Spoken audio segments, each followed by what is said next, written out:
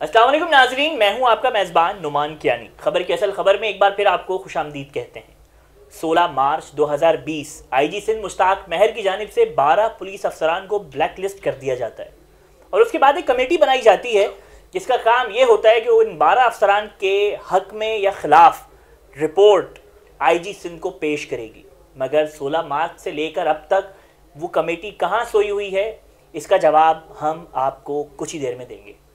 जबकि दूसरी जानिब ट्रैफिक पुलिस को एक अनोखी जिम्मेदारी दे दी गई है और ऐसी दिलचस्प जिम्मेदारी है कि ट्रैफिक कंट्रोल करने के साथ साथ अब ट्रैफिक पुलिस उस जिम्मेदारी को भी सर अंजाम देगी। इसी दोनों सवालों के जवाब के लिए हमारे साथ senior crime reporter Sameer Qureshi मौजूद हैं, जिनसे दोनों सवालों के जवाब भी लेंगे और उनको मुबारकबाद भी देंगे। क्राइम रिपोर्टर्स एसोसिएशन के सालाना 2021 के इंतखाबात में आप प्रेसिडेंटशिप पे खड़े हुए थे और जीत आपका मुकद्दर ठहरी। हमारी पूरी टीम आपको खुशामदीद और नेक तमन्नाएं के साथ आपका इस्तकबाल करती है। Thank you sir, 16 March 2020 IG Sindh Mushtaq Mahar एक सीनियर पुलिस ऑफिसर की सीट पे हैं और 12 पुलिस अफसरान के ब्लैक लिस्ट का वाकया आप किस अंदाज से देखते हैं? आईजी सिंध की जब पोस्टिंग हो रही थी सिंध के अंदर, तो उन्हें मजबूत तरीन जो है वो आईजी सिंध समझा जा रहा है। उस वक्त भी समझा जा रहा था, इस वक्त भी समझा जा रहा है, क्योंकि माजी के अंदर 2 आईजी जैसे कलीम इमाम थे और एडी ख्वाजा थे, वो सिंध हुकूमत से उलझ चुके थे। बिल्कुल। तो ये सिंध हुकूमत की ख्वाहिश के ऊपर जो है मुश्ताक महर को लगाया गया, क्योंकि इतलात ये हैं कि मुश्ताक महर जो हैं वज़ीर आला सिंध के अच्छे दोस्त भी हैं, तो उसकी वजह से उनको पोस्टिंग दी गई। उसके बाद एक दिन 16 मार्च 2020 को अचानक एक ऑर्डर सामने आता है जिसमें कराची के चैम्पियन 12 SHOs, जिनको नामी गिरामी भी आप कह सकते हैं, उनको एक ऑर्डर नंबर 34016/17 के तहत इनकी खिदमात को CPO के हवाले कर दिया गया। CPO के हवाले करने के बाद ये खुद परेशान थे अफसरान के हमें क्यों निकाला। सही। जब छानबीन की गई तो मालूम हुआ कि आईजी सिंध ने इन पर, आईजी सिंध का कहना था कि ये ब्लैक लिस्टेड है, पेची रिकॉर्ड में इनका नाम था और ये बद किरदार भी हैं, बदउनवान भी हैं, यानी जितने बद लग सकते हैं उनके आगे लगा के, यानी कि बाकी SHO से ज़्यादा बीट थी इनकी। हाँ, उन्हें हटा दिया गया। मैं आपको नाम बताऊं, गुलाम नबी आफरीदी, इनाम जुनेजो, कमाल नसीम, गुलबेग पंजारो, इमरान जैदी, नंदलाल, आसिम रहमान, यासीन गुज्जर, बशीर वद्दो, खालिद नदीम बेग, कमर जावेद कियानी और अंजार आलम इसमें शामिल थे। 3 DSP इससे अलग भी हैं, वो भी ब्लैक लिस्ट में शामिल है। वो भी ब्लैक लिस्ट में शामिल है, जिसमें चंगेज़ खान थे और 2 और DSPs थे, उन्हें भी हटाया गया। उनको हटाने के बाद कुछ सुनगुन की इतलात ऐसी मिली कि ये तमाम जो DSPs हैं, ये DSPs और SHOs हैं, ये अदालत से रिजू करने जा रहे हैं। तो उसके बाद फौरी तौर पर एडिशनल आईजी कराची गुलाम नबी मेमन की तरफ से एक बयान सामने आया कि एक कमेटी तश्कील दे दें और वो कमेटी इनको क्लियर करेगी कि आया कि ये ब्लैक लिस्टेड हैं या नहीं है। सही। अच्छा, मैं थोड़ा आपको माजी में ले जाऊं कि 278 के करीब पुलिस अफसरान और अहलकारों को जो हैं उनकी एक पैची लिस्ट बनी थी, जो काफ़ी सुप्रीम कोर्ट में भी डिस्कस हुई थी।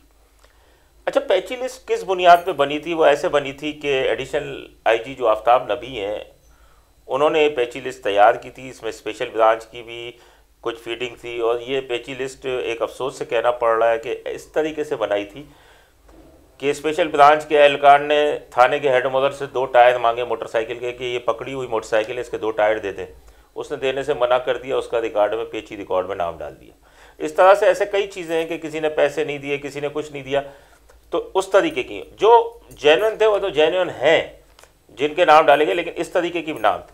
सुप्रीम कोर्ट ने अहकामात दिए थे कि भाई ये इन्हें क्लियर किया जाए। कमेटी बनी, कमेटी बनाई गई। कमेटी ने इन 278 एहलकारों को का रिकॉर्ड क्लियर कर दिया। फिर जो प्रोसेस हुआ, ये जो अफसरान जिनके मैंने नाम बताए, इन्होंने इम्तिहान दिए। इम्तिहान देने के बाद, वही प्रोसेस से गुजरने के बाद ये SHO तैनात हुए। जिस टाइम इनका ऑर्डर किया आईजी सिंध ने कि इनको हटाया जाए, तो गुलाम नबी मेमन साहब ने थोड़ी सी मज़ाहमत की। हमारे ज़राए बताते हैं कि गुलाम नबी मेमन का कहना था कि सब क्लियर है, आईजी सिंध जो है वो बज़द रहे, और बज़द रहने के बाद जो है आईजी सिंध ने उनको अहकाम जारी किए कि नहीं जी इनको हटाया जाए। हटा दिया गया, ज़ाती अनात कह लें, इंतकामी कार्रवाई कह लें या कुछ और कह लें, उनको हटा दिया गया। जब हटे, एडिशनल आईजी कराची ने कमेटी का ऐलान किया। वो कमेटी आज तकरीबन 10 महीने गुजर गए, न किसी पुलिस अफसर को सफाई के लिए तलब किया उन्होंने, न ही कोई कार्रवाई की गई।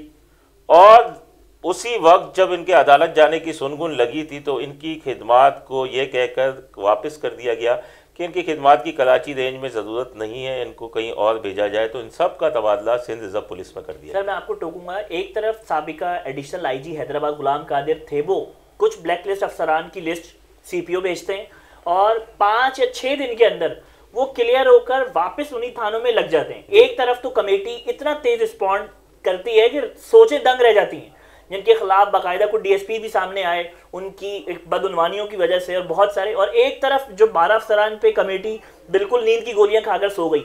दोनों कमेटियां दोनों 12 अफसरान की तरफ से इन दोनों में किस अंदाज से देखते हैं? देखें, यहाँ ज़ाती अनाज थी, वहाँ ज़ाती अनाज नहीं थी, वहाँ अफसरान का मकसद था सही, जिसकी वजह से वो वापस चले गए। किसी के आगे बद नहीं लगा। यहाँ तो सबके आगे बद लग गया, उनके आगे बद नहीं लगा। उसके बाद अब 10 महीने हो गए तकरीबन, ये तमाम लोग जो हैं अब तक क्लियर नहीं हो सके एसआरपी में बैठे। मैं आपको बताऊं, गुलाम नबी आफरीदी अभी हाल ही में 2 करोड़ रुपए की वारदात हुई थी इस्लामिया कॉलेज के पास शोरूम में। इनको स्पेशल टास्क देके वहाँ से बुलाया गया। उन्होंने औरंगजेब खटक जो फिरोजाबाद वाले हैं एसएचओ, उनके साथ काम किया। वो डकैतों को पकड़ा और वो पैसे रिकवर किए।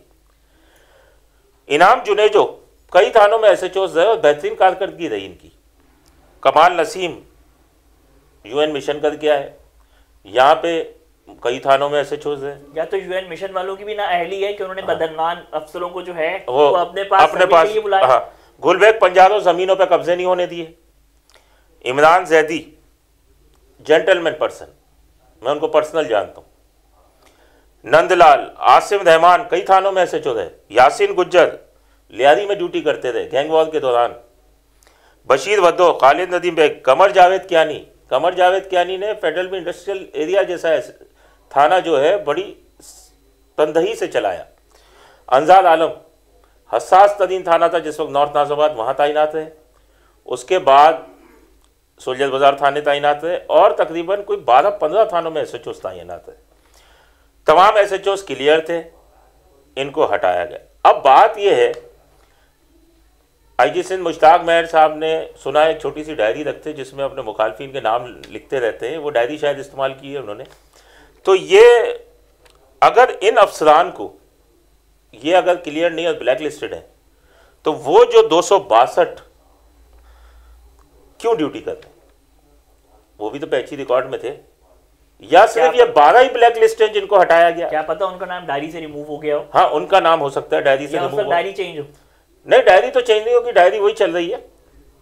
लेकिन ये कि अगर इन 12 का है तो 266 को भी नौकरी से हटाया जाए या फिर इनको दोबारा लाया जाए। ट्रैफिक पुलिस की तरफ आएंगे। माजी में ट्रैफिक पुलिस को कभी गुटखा और मावा खाने वालों के मुंह सूंघने पे लगाया जाता है। फिर ट्रैफिक पुलिस दहशतगर्दों का निशाना बनती है तो उनके साथ एक एसएमजी वाला एहलकार, एक पुलिस मोबाइल लगाई जाती है, वो भी इस तरह रह जाती है। फिर उनको किट्स दी जाती हैं, उन किट्स पे भी वो पूरा नहीं उतरते। अब उनको एक नई जिम्मेदारी दी गई है कि जितने कराची के गदागर हैं उनको जो है वो डंडे सोटे मार के हटाएं। उसके बाद उन्हीं की मुद्दत में एफआईआर दर्ज हो और फिर वही ट्रैफिक पुलिस जो रोड कंट्रोल और रोड की रवानी को मुतासिर वो रवा रखने में मुश्किलात उसको पेश हैं, वो अब कोर्टों के भी चक्कर काटेगी। कम से कम 100 के करीब एफआईआर अभी तक वो काट चुके हैं। ये नया ऑर्डर ये एडिशनल आईजी कराची की जानिब से और तमाम बाला अफसरान की जानिब से, इसको किस अंदाज से देखते हैं? जी देखें, डीआईजी ट्रैफिक आए इकबाल दारा, वैसे तो पुलिस में पुराने अफसर हैं लेकिन यहाँ पे नए हैं ट्रैफिक के अंदर।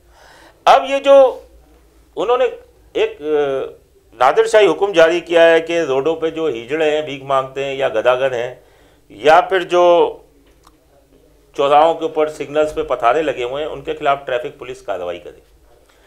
ये काम ट्रैफिक पुलिस का नहीं है, ये तो डीएमसी, केएमसी और लोकल पुलिस का है।